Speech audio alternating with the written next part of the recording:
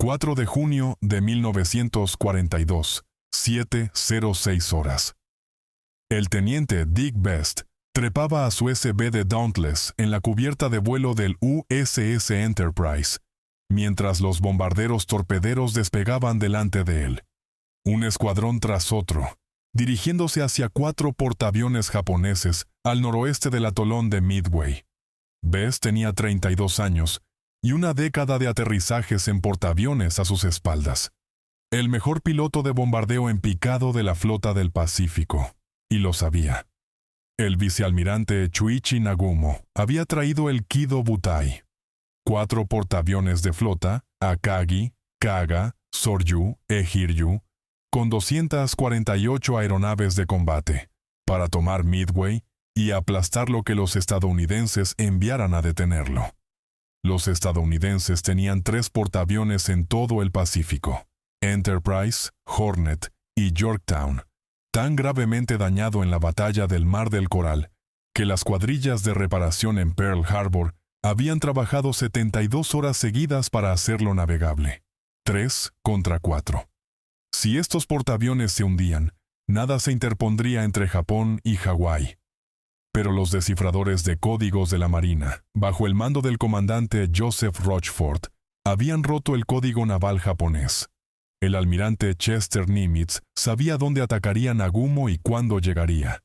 Por primera vez desde Pearl Harbor, los estadounidenses habían tendido la trampa. El problema era hacerla funcionar. Durante toda la mañana, aeronaves estadounidenses atacaron la flota japonesa en oleada tras oleada. Bombarderos terrestres desde Midway obtuvieron 0 impactos. Los bombarderos en picado de la Marina perdieron la mitad de sus aviones. Los B-26 Marauders del ejército, armados con torpedos, fallaron todo. Los cazas Cero los destrozaron. Luego llegaron los escuadrones de torpederos desde los portaaviones, volando bajo y lento. El torpedo 8 desde el Hornet fue primero. 15 TBD Devastators sin escolta de cazas. Cada aeronave fue derribada. De 30 tripulantes, 1 sobrevivió. El alférez George Gay, flotando en el océano mientras la batalla rugía sobre él. El torpedo 6 desde el Enterprise perdió 10 de 14.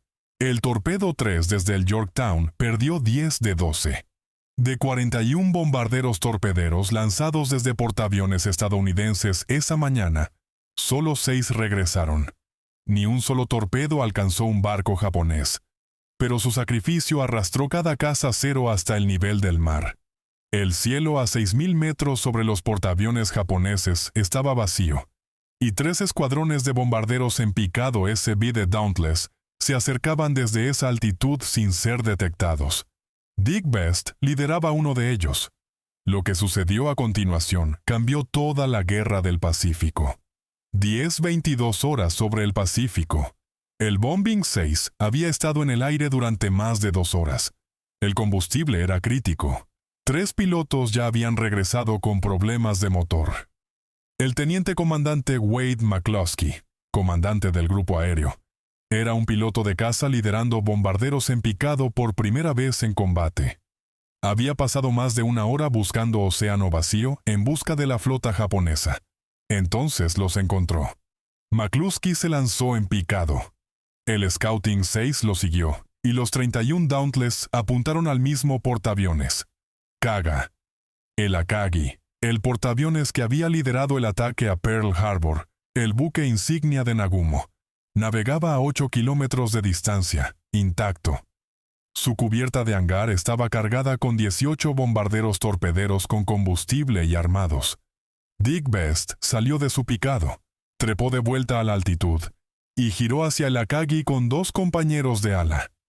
3 aviones contra el barco más importante de la armada japonesa. 3 bombas, y ni un solo cero entre ellos, y la cubierta de vuelo. Dick Best había hecho los cálculos mentalmente antes de entrar en el picado. 3 Dauntless contra el portaaviones de flota, sin margen de error. Sus compañeros de ala eran el teniente de navío Edwin Kroger a su izquierda y el alférez Frederick Weber a su derecha. Ambos eran pilotos sólidos. Ninguno había atacado jamás un barco de este tamaño. El SB de Dauntless había sido construido exactamente para este momento. Sus alerones perforados divididos frenaban la aeronave en un picado casi vertical a 386 kilómetros por hora, lo suficientemente estable para que un piloto mantuviera su puntería sobre un objetivo en movimiento. Un mecanismo de desplazamiento balanceaba la bomba de 450 kilos, alejándola del arco de la hélice al soltarse. La mira era un telescopio de 3 aumentos montado en el lado izquierdo de la cabina. A 70 grados de inclinación, el piloto alineaba su objetivo a través de ese visor y mantenía el picado hasta que el altímetro bajara de 450 metros. Entonces, jalaba la palanca de liberación manual. Sentía la aeronave elevarse bruscamente cuando la bomba caía libre, y tiraba hacia atrás de la palanca soportando 5 o 6 gravedades para nivelarse sobre el agua. La ventana de efectividad era de unos 4 segundos. Si el piloto soltaba demasiado pronto, la bomba se alejaba. Demasiado tarde, y no tendría suficiente altitud para salir del picado. El portaaviones japonés navegaba a 55 kilómetros por hora y podía virar bruscamente, lo que significaba que el punto de impacto se desplazaba durante todo el picado. Todo dependía del ojo del piloto, su temple y su capacidad de corregir en tiempo real. Durante la larga búsqueda a 6.000 metros esa mañana, varios pilotos del Bombing 6 habían reportado problemas para respirar. El sistema de reoxigenación del SB usaba contenedores de hidróxido de sodio para eliminar el dióxido de carbono del aire exhalado y reciclar el oxígeno restante. En una misión normal, funcionaba, pero este vuelo había estado en el aire mucho más tiempo de lo planeado. Los contenedores se habían sobrecalentado. Best ordenó al escuadrón descender a 4.500 metros, donde el aire más escaso aún era respirable sin la máscara. Se había quitado su propia máscara y expulsado los vapores cáusticos. Su garganta ardía, pero no había tiempo para pensar en ello. La flota japonesa estaba abajo ahora. Best inclinó su Dauntless en picado sobre el Akagi. El portaaviones acababa de girar contra el viento. Su cubierta de vuelo se extendía 238 metros debajo de él, pintada con un círculo rojo cerca del centro. A su alrededor, destructores de escolta abrieron fuego. Nubes negras de fuego antiaéreo salpicaban el cielo. Best las ignoró. Fijó su mira en el sol naciente pintado en el centro de la cubierta y se mantuvo firme. El altímetro giraba. 3.600 metros, 2.400 metros, 1.200 metros. La cubierta de vuelo llenaba su telescopio. Podía ver tripulantes individuales corriendo. A 450 metros, Best jaló la palanca de liberación manual. La bomba de 450 kilos se balanceó alejándose de la hélice y cayó. Aplastó la palanca hacia atrás y sintió la sangre drenarse de su cabeza mientras el Dauntless atravesaba 6 gravedades y se nivelaba a 15 metros sobre el agua. Detrás de él, su artillero trasero, el jefe de aviación James Murray, se preparó contra la fuerza y observó caer la bomba. Impactó la cubierta de vuelo justo detrás del elevador central y atravesó directo hacia el hangar superior. La detonación desgarró aeronaves con combustible apiñadas ala con ala. Una columna de fuego brotó a través del agujero en la cubierta. Explosiones secundarias siguieron en segundos, mientras bombas y torpedos armados estallaban uno tras otro. El Akagi ardía desde adentro. La bomba de Kroger había golpeado el agua cerca del puente. La de Weber había golpeado el mar cerca de la popa, trabando el timón del Akagi. 3 aviones habían atacado, un impacto directo, y el Akagi nunca volvería a lanzar otra aeronave. En 5 minutos, 3 de los 4 portaaviones de Nagumo ardían. Mientras Best colocaba su bomba en el Akagi, el Scouting 6 y el resto del Bombing 6 habían destrozado el Kaga con al menos 4 impactos directos. Simultáneamente, 17 Dauntless del Bombing, 3 del Yorktown, habían atrapado al Soryu y plantado 3 bombas a lo largo de su cubierta de vuelo. A las 10:31 de la mañana del 4 de junio, la fuerza de ataque de portaaviones más poderosa del mundo había sido destripada. Pero el Hiryu sobrevivió. Había estado navegando varios kilómetros al norte de los otros 3 portaaviones, oculto por cobertura de nubes dispersas. Ni un solo piloto estadounidense lo había visto. Y el contraalmirante Tamon Yamaguchi, comandando la división de portaaviones 2 desde el puente del Hiryu, ya estaba preparando un contraataque. Best condujo su maltratado Dauntless de regreso al Enterprise. La cubierta de vuelo del Big E era un caos. Casi la mitad de los SB de que habían despegado esa mañana faltaban. Algunos habían sido derribados. La mayoría simplemente se había quedado sin combustible en algún lugar sobre el Pacífico. McCluskey había regresado, sangrando por 5 heridas de metralla en brazos y hombros. No volaría nuevamente ese día. El teniente Earl Gallagher, comandante del Scouting 6, era ahora el piloto de bombardeo en picado de mayor rango en el Enterprise. Best salió de su cabina y sintió algo mal en su pecho. Un dolor sordo debajo de sus costillas, una aspereza en su garganta que no había estado allí antes del despegue. Tosió una vez, fuerte, y probó algo metálico. No dijo nada. A las 11:00, el Hiryu lanzó su primer contraataque. 18 bombarderos en picado escoltados por 6 Zeros, guiados hacia el Yorktown por un hidroavión del crucero Chikuma. La patrulla aérea de combate del Yorktown los interceptó a 19 kilómetros de distancia y destruyó 11. Los 7 restantes se abrieron paso. 3 bombas impactaron el Yorktown. Una penetró la cubierta de vuelo y explotó en las tomas de aire, apagando 5 de sus 6 calderas. El Yorktown se desaceleró hasta arrastrarse y quedó muerto en el agua. 2 horas y media después, el Hiryu atacó nuevamente. 10 bombarderos torpederos Nakajima se deslizaron a través de las defensas debilitadas del Yorktown y colocaron 2 torpedos en su costado de babor. El portaaviones se inclinó 23 grados y fue abandonado. De los 3 portaaviones estadounidenses que habían comenzado la mañana, solo el Enterprise y el Hornet permanecían operativos.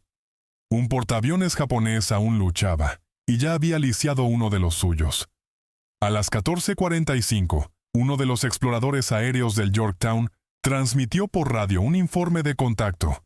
Un portaaviones, 2 acorazados, 3 cruceros, 4 destructores con rumbo noroeste. El Hiryu. El almirante Raymond Spruance a bordo del Enterprise ordenó un ataque inmediato. Cada bombardero en picado que pudiera volar en el barco iría. Gallagher lideraría 25 Dauntless, 6 del Scouting 6, 3 del Bombing 6 de Best, y 14 aeronaves huérfanas del Bombing, 3 del Yorktown. Sin bombarderos torpederos, sin escolta de cazas. Los TBD supervivientes estaban en tierra. Los Wildcats se necesitaban para la defensa de la flota. Best tenía 3 aeronaves restantes de las 16 que había lanzado esa mañana. Su pecho ardía con cada respiración. El sabor metálico no se había ido. Se ajustó a su Dauntless de todos modos. El jefe Murray se acomodó en el asiento trasero detrás de él. A las 15:30, el Enterprise giró contra el viento. Uno por uno, 25 Dauntless rodaron por su cubierta y treparon hacia el Hiryu, el último portaaviones japonés a flote. El piloto que había impactado el Akagi 6 horas antes iba de regreso por otro. Los 25 Dauntless volaron hacia el noroeste en formación dispersa a 3.900 metros. Debajo de ellos, 3 columnas de humo negro se elevaban desde el océano donde el Akagi, el Kaga y el Soryu se desplazaban ardiendo. Los pilotos podían ver el resplandor de los incendios incluso desde la altitud. En algún lugar más allá de esas piras, el Hiryu aún hacía 55 kilómetros por hora. Best volaba con 2 compañeros de ala, Kruger nuevamente a su izquierda, y el alférez Low Hopkins reemplazando a Weber, cuya aeronave había sufrido daños durante el ataque de la mañana. 3 aviones del Bombing 6, el mismo número que había llevado contra el Akagi. Su pecho se sentía más pesado ahora. Cada respiración tiraba contra algo profundo en sus pulmones. Una opresión que no había estado allí 6 horas antes. Los vapores de hidróxido de sodio de la reoxigenación defectuosa habían hecho su trabajo durante la larga búsqueda matutina, y el daño se estaba acumulando con cada hora que permanecía en el aire. Best apretó la palanca y se concentró en el horizonte. A las 16:45, Gallagher avistó el objetivo. Un solo portaaviones con barcos de escolta dispersos a través de varios kilómetros de océano. El Hiryu se dirigía al norte. Su cubierta de vuelo estaba intacta. En ella, las cuadrillas en tierra armaban frenéticamente las últimas 9 aeronaves operativas para un desesperado tercer ataque contra los estadounidenses. 5 bombarderos en picado y 4 aviones torpederos. Todo lo que le quedaba al Hiryu. Gallagher ordenó el ataque. Lideraría al Scouting 6 primero, apuntando al Hiryu. Asignó los 14 bombarderos del Yorktown del Bombing 3, bajo el mando del teniente DeWitt Shumway, al acorazado Haruna que navegaba cerca. Best y sus 3 aeronaves del Bombing 6 seguirían a Gallagher hacia el portaaviones. El acercamiento fue de manual. Los Dauntless habían trepado a 5.700 metros y se posicionaron a favor del sol. A diferencia del ataque de la mañana, no hubo confusión, ni falta de comunicación, ni objetivo equivocado. El crucero Chikuma los avistó primero y disparó armas antiaéreas hacia el cielo para alertar a la patrulla aérea de combate. Los Zeros se lanzaron hacia arriba, pero ya era demasiado tarde. Gallagher se inclinó y se lanzó en picado. Sus primeras 2 bombas fallaron mientras el Hiryu viraba fuertemente a babor. Shumway, observando desde la altitud, vio los fallos y tomó una decisión en una fracción de segundo.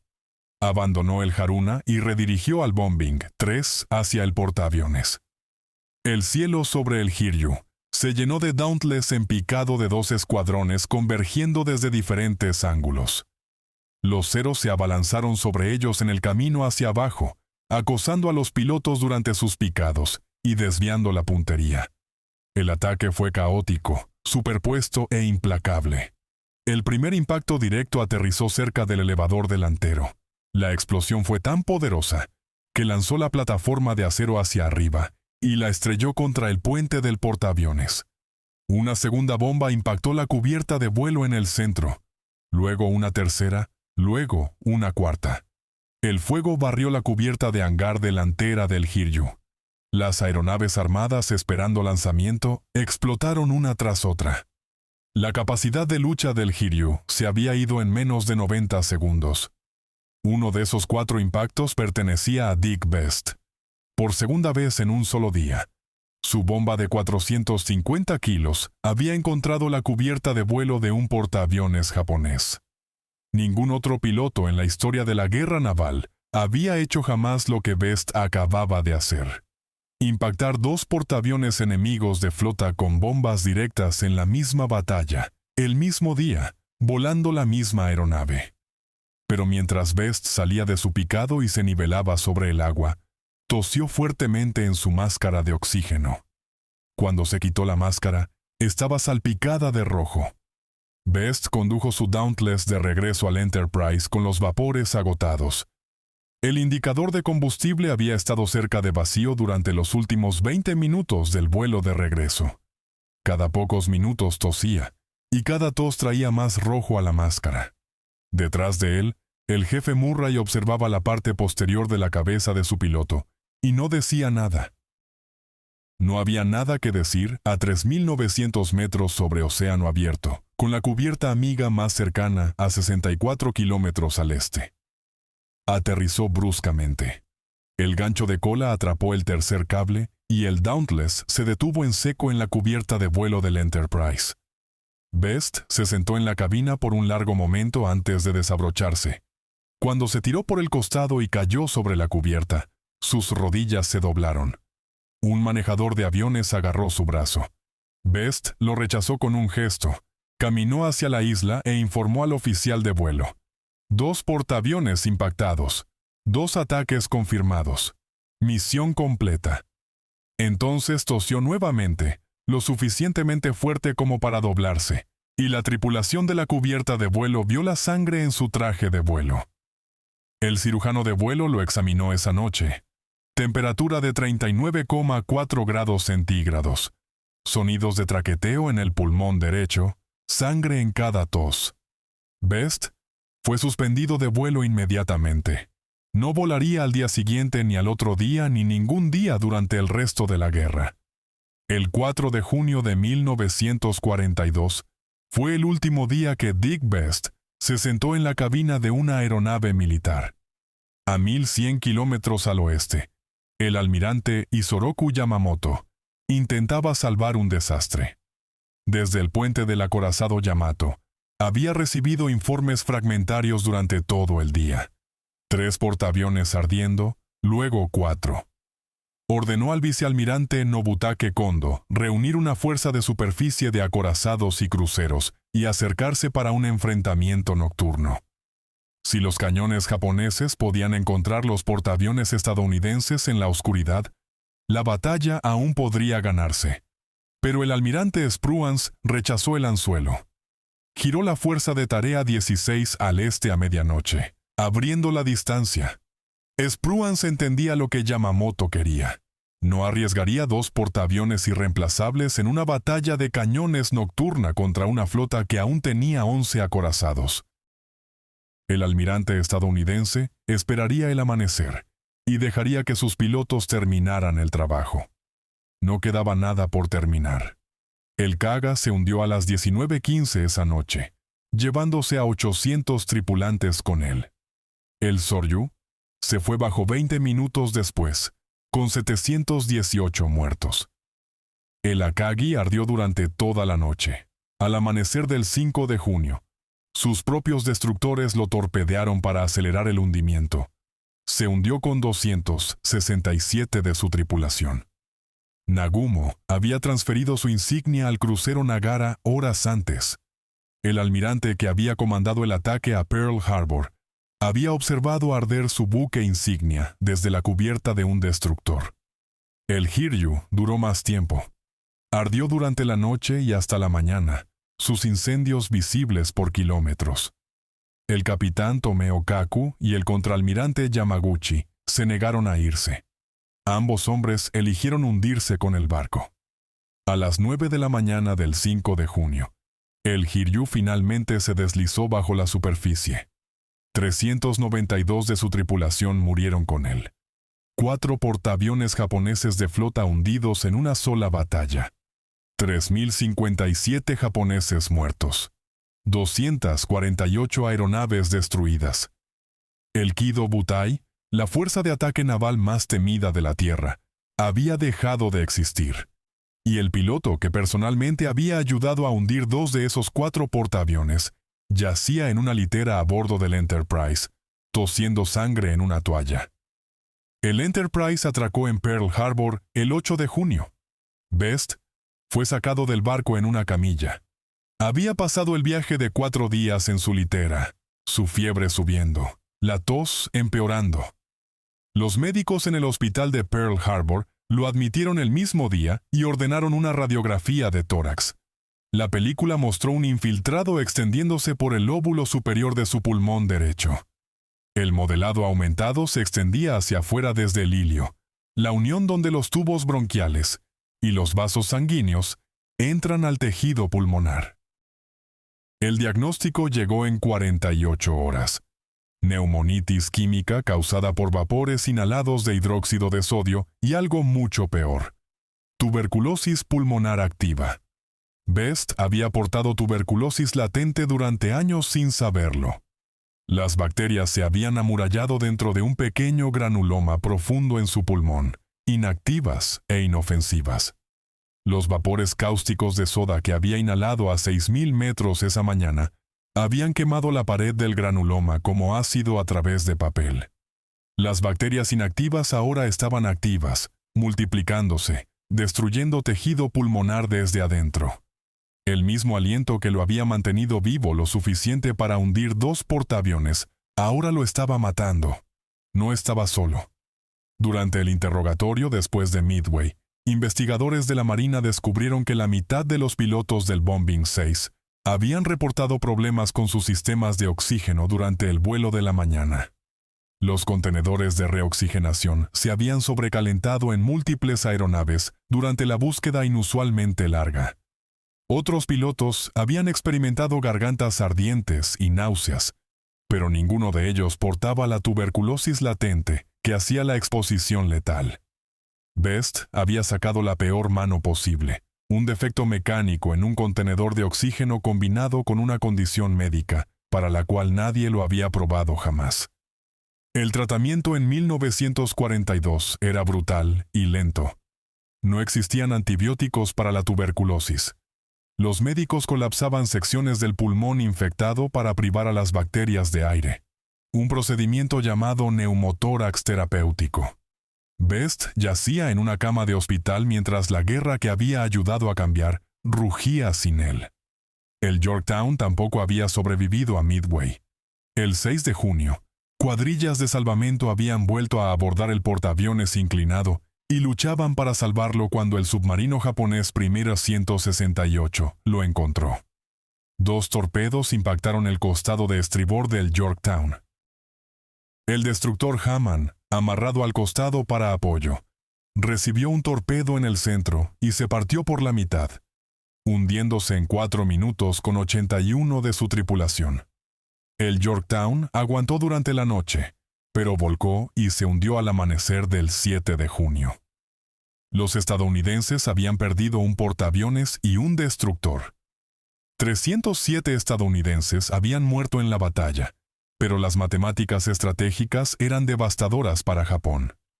Los grupos aéreos entrenados que habían operado desde esos portaaviones, pilotos que habían pasado años dominando aterrizajes en portaaviones, ataques con torpedos y ataques coordinados, eran irreemplazables. El sistema de entrenamiento de aviación naval de Japón no podía producir pilotos de portaaviones experimentados lo suficientemente rápido para reemplazar a los perdidos en Midway. El Kido Butai había tardado una década en construirse. Fue destruido en una sola tarde. Durante el resto de la guerra, la Armada Imperial japonesa lucharía a la defensiva. Midway no había sido solo una batalla, había sido la bisagra, y el hombre que había golpeado el golpe que rompió esa bisagra, una bomba en el Akagi, una bomba en el Hiryu, yacía en una cama de hospital en Pearl Harbor, viendo sus pulmones fallar lentamente. Dick Best pasó 32 meses en ese hospital. Durante el verano de 1942, mientras los marines desembarcaban en Guadalcanal, durante el otoño mientras el Enterprise luchaba las batallas de las Salomón Orientales y Santa Cruz, durante 1943, mientras nuevos portaaviones clase Essex se deslizaban por las gradas de astilleros en Virginia y Nueva Jersey, durante la primavera de 1944, mientras la flota que había ayudado a salvar en Midway crecía hasta convertirse en la armada naval más grande de la historia. Best lo observó todo desde una cama en el Hospital Naval de Seattle. La Marina le otorgó la Cruz de la Marina, la más alta condecoración por valor que el servicio podía otorgar, segunda solo a la Medalla de Honor. La citación describía heroísmo extraordinario durante la batalla aérea de Midway. Señalaba que había liderado asaltos de bombardeo en picado contra unidades navales japonesas bajo fuego antiaéreo concentrado y poderosa oposición de cazas, que había volado a distancias de sus propias fuerzas, que hacían improbable el regreso debido al agotamiento de combustible, que había llevado a cabo sus ataques con extremo desprecio por su propia seguridad personal. La citación no mencionaba que el sistema de oxígeno de su propia aeronave había terminado su carrera. También recibió la Cruz de Vuelo Distinguido por sus ataques anteriores contra las Islas Marshall. 2 de los premios más altos de la Marina para un piloto que nunca volvería a tocar una palanca de vuelo. En marzo de 1944, Best fue retirado médicamente con el rango de teniente comandante y una calificación de discapacidad total. Tenía 33 años. 10 meses antes, la streptomicina había entrado en ensayos clínicos. Si su tuberculosis se hubiera activado un año después, El antibiótico podría haber salvado sus pulmones. El momento fue tan cruel como el mal funcionamiento que lo causó. La Marina nunca le dijo a Best exactamente qué había salido mal con los contenedores de reoxigenación. Los registros de mantenimiento del Departamento Aéreo del Enterprise para junio de 1942 estaban incompletos. La investigación sobre las fallas de oxígeno en el Bombing 6 no produjo informe público. Best solo sabía lo que los médicos le dijeron, y que nadie sería responsabilizado por el mal funcionamiento. Después del alta del hospital, Best se mudó a Santa Mónica, California. Tomó un puesto en una pequeña división de investigación en Douglas Aircraft Corporation, la compañía que había construido el Dauntless que había volado en Midway. En diciembre de 1948, esa división fue absorbida en una nueva organización independiente, la Corporación RAND. Best se convirtió en jefe del Departamento de Seguridad de RAND. Pasó los siguientes 27 años allí, protegiendo investigación clasificada de la Guerra Fría, en uno de los centros de pensamiento más secretos del país. El piloto que había ayudado a ganar la Guerra del Pacífico pasó la Guerra Fría, asegurándose de que la inteligencia soviética nunca alcanzara los documentos que definían la estrategia nuclear estadounidense. Raramente hablaba sobre Midway. Durante décadas, su papel en la batalla recibió poca atención pública. Las historias del enfrentamiento se enfocaban en la decisión de McCloskey de continuar buscando la flota japonesa, en el sacrificio de los escuadrones de torpedos, en los descifradores de códigos que habían hecho posible la emboscada. El nombre de Best aparecía en notas al pie y apéndices, no en títulos de capítulos. El hombre que había impactado 2 portaaviones de flota en 6 horas se había convertido en una nota al pie clasificada. Entonces, en 1976, llegó una llamada telefónica. Hollywood estaba haciendo una película sobre Midway. Los productores querían consultores técnicos que hubieran estado allí. Dick Best atendió el teléfono. Best sirvió como consultor técnico en la película de 1976 Midway, junto a Joseph Rochford, el descifrador de códigos cuyo equipo había roto el cifrado naval japonés. En el set, Best conoció a George Gay, el único sobreviviente del Torpedo 8, por primera vez. 2 hombres que habían vivido extremos opuestos de la misma batalla. Gay había observado desde el océano mientras el escuadrón de Best se lanzaba en picado sobre los portaaviones sobre él. Nunca habían hablado antes de ese día. La película trajo una breve ola de reconocimiento, pero se desvaneció. Best regresó a su vida tranquila en Santa Mónica. Se había retirado de RAND el año anterior. Cuidaba su jardín. Asistía a reuniones ocasionales de veteranos del Enterprise. No buscaba atención. Cuando los historiadores lo visitaban, respondía a sus preguntas con precisión y sin adornos. Corregía errores en relatos publicados cuando los encontraba. No exageraba su papel ni disminuía el de nadie más. En 1998, el almirante Thomas Morer, expresidente del Estado Mayor Conjunto, y el vicealmirante William Hauser lanzaron una campaña formal para actualizar la Cruz de la Marina de Best a la Medalla de Honor. Su argumento era directo.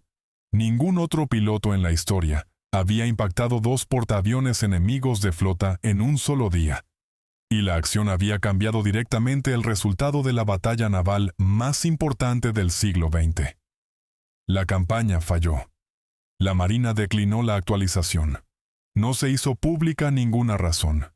Richard Halsey Best murió el 28 de octubre de 2001, a los 91 años en Santa Mónica. Fue enterrado en el Cementerio Nacional de Arlington, sección 54, sitio 3192, con honores militares completos. Una bandera doblada 13 veces y entregada a su familia. Una lápida entre miles, marcando a un hombre que había cambiado el curso de una guerra en 6 horas, y pasado los siguientes 59 años, observando desde tierra. En 2019, el director Roland Emmerich lanzó una segunda película sobre la batalla. El actor Ed Skrein interpretó a Dick Best. El 28 de octubre de ese año, el 18º aniversario de la muerte de Best, Scrane visitó Arlington y se paró ante la tumba del hombre que había retratado. Había estudiado los informes de combate de Best, visto imágenes de archivo y leído cada entrevista que el piloto había dado. Scrane colocó una corona y permaneció en silencio. El SB de Dauntless, que Best voló, sobrevive en memoria, pero no en metal. Ninguna aeronave individual del Bombing 6 en Midway ha sido recuperada, pero el Dauntless mismo, el bombardero en picado que hundió más barcos enemigos que cualquier otra aeronave aliada en la guerra, se conserva en el Museo Nacional de Aviación Naval en Pensacola, Florida. Pase junto a la exhibición y lea la placa. No menciona a Dick Best por nombre.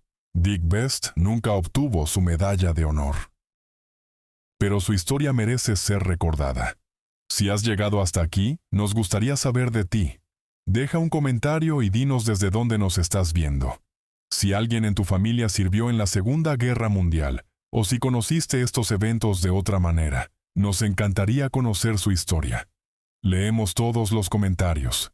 Gracias por ver.